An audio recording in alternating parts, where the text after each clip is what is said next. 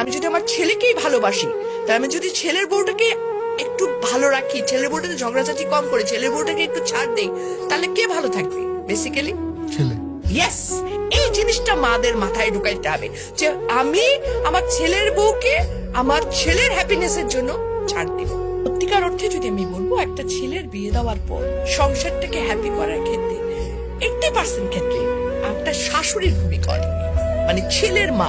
Definitely কোনো জায়গায় ছেলে বউ খারাপ আছে, কিন্তু exceptional cannot be an example. বেশিরভাগ শাশুড়ি কিন্তু বেশি আমার দখলদারিত্ব মনোবৃত্তিতে চলে যান। এখানটায় যদি ওনারা একটু ছাড় দিতে পারেন, ওনারা যদি একটু মনে করেন যে না, একটা যখন আমি আমার মেয়ের জামাইকে বলছি কি যে আরে আমার মেয়ের জামাই কত ভালো, আমার মেয়েকে কিছুই করতে দেয় না, সারাদিন অফিস থেকে এসেও সে মেয়েকে রান্নায় হেল্প করে।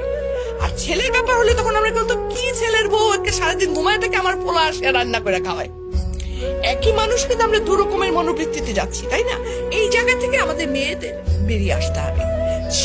আমরা মেয়ের জামাই আসলে পোলাও কোরমার অভাব রাখি না, আর যখন ছেলের বউ তার 1/4 তো আমরা দেই না, ছেলের বউকে বলি এত নেলস তো ভালো না, আমিও তো বলছিলাম, আমি তো এত খাইতাম না। সিরিয়াসলি কিন্তু ইট হ্যাপেন্স। হ্যাঁ, কিন্তু মেয়ের জামার জন্য পোলাও কোরমা করতে যদি টাকা না থাকে, আমি ঋণ করে নিয়ে এসো খাওয়াবো।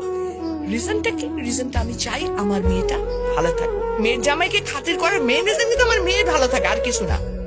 আরেকটা জিনিস আমরা বড়রা যদি ছাড় দিতে পারি, আমরা বড়রা যদি একটু উদার ভাবে চলি, আমরা বড়রা যদি একটু হলেও আচ্ছা ঠিক আছে ওটা এত হিটলারি নিয়মে না যাই, আমি শাসিত হয়েছিলাম তখন অতএব তুমিও শাসিত হবে এরকম থেকে, তাহলে কিন্তু ছেলের বউটা অটোমেটিকলি অনেকটা চেঞ্জ হয়ে যাবে।